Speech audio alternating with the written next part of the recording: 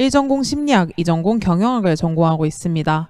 나라가 23기로 입시 멘토로서도 활동을 하고 있고요. 저는 경기도 소재지의 일반고등학교를 졸업했습니다. 그리고 총 6개의 종합전형 중 가톨릭대학교 같은 경우에는 농어촌 전형으로 합격했습니다. 저는 특히 수시 재수생이다 보니 이걸 보고 계시는 재수생분들도 함께 봐주신다면 조금 더 공감대가 형성될 수 있지 않을까 하는 마음으로 발표 시작해 보도록 하겠습니다. 우선 저의 발표에 대한 목차인데요. 생활기록부를 어떻게 채워 나갔는지에 대해서 궁금하신 분들께서는 두 번째 목차에 조금 더 집중해 주시면 좋을 것 같습니다. 우선 전형과 학과 선택에 대한 이야기를 가볍게 하고 넘어가려고 합니다. 저 같은 경우에는 인간관계와 사람에 대한 관심이 많았고 중학교 때부터 심리와 상담 쪽으로 진로를 생각하고 있었기 때문에 심리학과를 진학하고자 하는 마음으로 결정하는 것은 어렵지 않았습니다.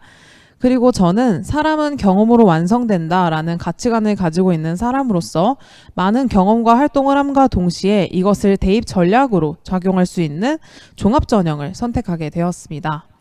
그렇다면 제가 종합전형을 준비하면서 과연 어떤 세부능력 특기사항들과 행동 특성과 관련된 것을 말씀드리려고 하는데요. 그 전에 농어촌 전형을 왜 선택하게 되었는지에 대해서도 말씀드리려고 합니다. 저 같은 경우에는 일반 전형과 농어촌 전형 총 2가지의 선택지가 있었는데요. 아무래도 재수 생활이기도 하고 농어촌이라는 입시와 교육에 있어서 비교적 열악한 환경이었다 보니 면접을 준비하는 데 있어서 부담이 큰 편이었습니다.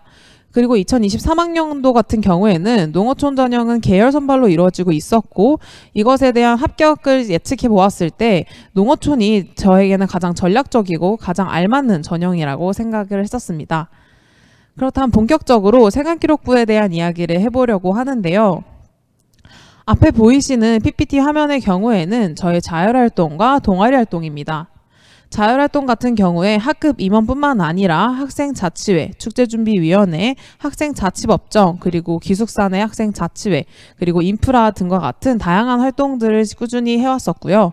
동아리 활동 같은 경우에도 교내에 있는 교지제작 동아리인 NPC라는 동아리에서 기획부에서 활동을 했었습니다. 주황색으로 표기된 부분은 자기소개서 기재 항목인데요.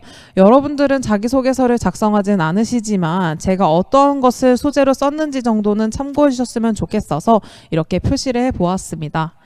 이렇듯 다양한 임원 활동뿐만 아니라 다양한 동아리나 여러 가지 활동들을 하면서 활동의 다양성, 그 속에서도 리더의 자리를 맡아오며 그 속에서 리더십을 강조하도록 저의 생활기록부를 꾸려나갔습니다.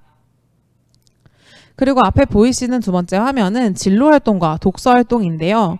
여러분은 독서활동이 별도로 기재되어 반영되지는 않지만 세부능력 특기사항과 같은 곳에서 녹여서 사용하실 수 있기에 참고하시라는 차원에서 한번 가져와 보았습니다. 진로활동 같은 경우에는 경기도 꿈의대학에서 운영했던 공통점과 차이점을 이해하는 설득의 상담심리라는 프로그램을 수강했고요. 교내에 있는 스피치 대회뿐만 아니라 스피치 활동에서 모든 활동에서 참가를 했었습니다. 그리고 나의 경험 말하기라는 시간에서 청소년 강연자로 지원하고 발탁되어 한 교양 프로그램에서 청소년 강연자로 출연했던 사실을 이야기하며 이것들이 생활기록부에 기재될 수 있었고 이것이 저만의 생활기록부를 디자인하는 데 굉장히 큰 도움을 주었다고 생각합니다. 그리고 저희 학교 같은 경우에는 클러스터 운영교였기 때문에 고등학생들이 학교에서 배울 수 없는 대학교 수업들과 같은 것을 전반적으로 배울 수 있는 심리학 클러스터를 수강했었습니다. 뿐만 아니라 독서 같은 경우에는 저는 심리학과를 지망하면서 심리학과와 관련된 도서들을 굉장히 많이 읽었었는데요. 그 중에서도 임상과 정신분석에 관심이 많았던 만큼 그와 관련된 도서들을 읽기도 했었습니다. 심리학 중에서도 어느 분야에 구체적으로 관심이 있는지를 어필함으로써 진로의 구체성을 보다 어필할 수 있었던 것 같습니다. 결국에는 다양한 활동들을 하면서도 다양한 책들을 읽으면서도 그 속에서 심리학과 그 세부적인 것들에 대한 관심, 즉 일관성을 보였다는 점에서 저의 생활기록부가 좋게 평가받지 않았나 하는 생각을 감히 추측해 봅니다. 그리고 다음으로는 여러분들이 궁금해하실 법한 세부능력 특기사항에 대한 이야기인데요. 세부능력 특기사항 중에서도 학업 역량과 전공 적합성에 대한 이야기를 한번 해볼까 합니다. 동그라미 밑에 있는 글들 같은 경우에는 가톨릭대학교 모집 요강에 있는 평가 척도인데요. 참고 정도로만 봐주시면 될 것 같습니다. 앞에 보이시는 생활기록부 같은 경우에는 1학년 때부터 3학년 때까지의 그 세부능력 특기사항 중 일부를 발췌해온 것인데요. 사실 이것뿐만 아니라 저는 3년에 있던 모든 교과 과정에서 적극적으로 참여하고 공부에 대한 높은 동기나 열의를 가지고 선생님과 적극적으로 소통하는 것뿐만 아니라 발표나 학습 분위기를 조성한다는 모든 내용들이 언급되어 있습니다. 이렇듯 모든 수업에 적극적으로 참여하는 것뿐만 아니라 선생님과 적극적으로 소통하고 그리고 자기주도적인 학습 태도를 보이는 것이 굉장히 중요한데요. 저 같은 경우에는 과목별로 정리 노트를 하나씩 다 만든 다음에 제가 모르는 문제들을 풀어보거나 어려운 개념들에 대해서 선생님께 적극적으로 질문했던 것이 이렇게 잘 반영이 되었던 것 같습니다. 다음으로는 전공적 합성인데요. 제가 하나의 사례를 가지고 와 보았습니다. 앞에 보이시는 것은 2학년 한국지리 시간에 적혔던 세부능력 특기사항인데요. 단 2시간짜리 수행평가하긴 했지만 공간 정보기술이 들어간 애플리케이션 구현하기에서 휴식 공간을 찾아주는 공감인 공간이라는 앱을 기획했었습니다.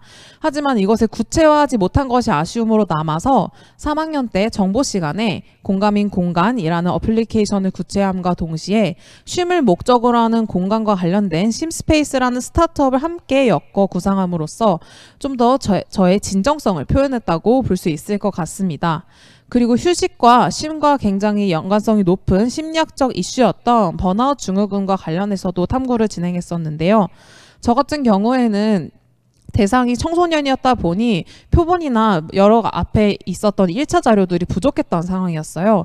그래서 제가 직접 설문조사를 진행해서 번아웃 증후군과 관련된 탐구를 진행함으로써 특정 이슈에 대한 지속적인 관심뿐만 아니라 탐구의 확장까지도 보여주었다고 생각합니다.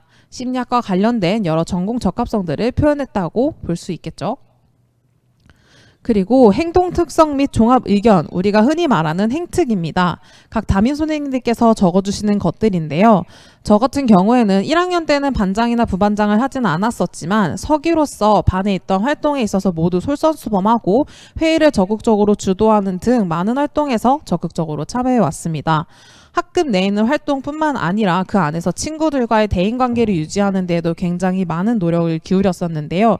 이런 것들을 혼자 고민하지 않고 담임 선생님들과 적극적으로 소통하면서 이러한 것들이 행특에 잘 반영되었던 것 같습니다. 그리고 아래에 보시면 통합지원반 친구들과 함께 있었던 일화도 같이 적혀 있고요. 청소년 강연자로서 교양 프로그램에 출연했던 등 그런 일들도 함께 적혀 있음으로써 저만의 생활기록부를 만드는 것에 한 발짝 더 나아갈 수 있었던 것 같습니다. 네, 세 번째로는 룰 오브 러브라고 적혀 있는데요. 사랑의 법칙이라고 흔히들 해석하시겠지만 제가 생활기록부를 준비하면서 지켰던 4가지 원칙에 대해서 간단히 말씀드리고자 합니다. 첫 번째로는 리미티드인데요. 저만의 생활기록부를 만들기 위해서는 저만의 희소성이 있고 저만이 할 수 있는 일들을 해야 된다고 생각을 합니다. 남들 다 똑같은 일을 하더라도 적어도 그 속에서 느낀 점과 그 속에서 일어났던 성장의 과정과 결과는 나만이 할 수 있는 이야기들로 꾸려나가는 것이 굉장히 중요합니다. 두 번째로는 저는 소감문 하나도 정말 구체적으로 작성했었는데요. 담임 선생님과 그리고 각 교과 선생님들과 그리고 소감문을 통해서 적극적으로 소통하고 이야기하며 생활기록부에 여러분이 하신 활동들을 명확히 기재할 수 있도록 하셔야 합니다. 그리고 무지개는 통상적으로 7가지의 색깔들이 하나의 무지개로 불리는 것처럼 다양한 활동들을 하더라도 그것이 결국에 하나의 성장이라는 것으로 수렴되는 것이 중요하다고 생각합니다. 마지막으로 3년의 과정이 사실은 절대 짧다고 할 수 없는 시간들이에요. 그 시간 동안 여러분이 오직 여러분들을 알아줄 수 있고 저도 저만이 저를 가장 잘 알아줄 수 있다고 생각했기 때문에 여러분들을 많이 격려하고 위로해주며 3년을 잘 이겨내셨으면 좋겠습니다. 마지막으로 제가 종합전형을 준비하며 깨달은 것을 간단히 말씀드리면서 발표 마무리하도록 하겠습니다. 저 같은 경우에는 종합전형을 준비하면서 굉장히 많은 활동들을 했었는데요. 이런 활동들을 하면서 색다른 도전과 그것을 할 용기를 얻었었습니다. 뿐만 아니라 삶을 살아가는 과정에서의 가치관을 확립하기도 하고 이러한 것들이 결국 성장과 발전을 이루어냈다고 생각합니다. 가끔 누군가가 종합전형 준비한 거 후회하지 않아? 라고 물어보는 경우도 있었는데요. 저는 절대 후회하지 않는다고 말씀드리고 싶고요. 네, 마지막으로 이사학번 여러분들의 찬란한 시작과 수험생 여러분들의 아름다운 마무리를 응원하면서 발표 마치도록 하겠습니다.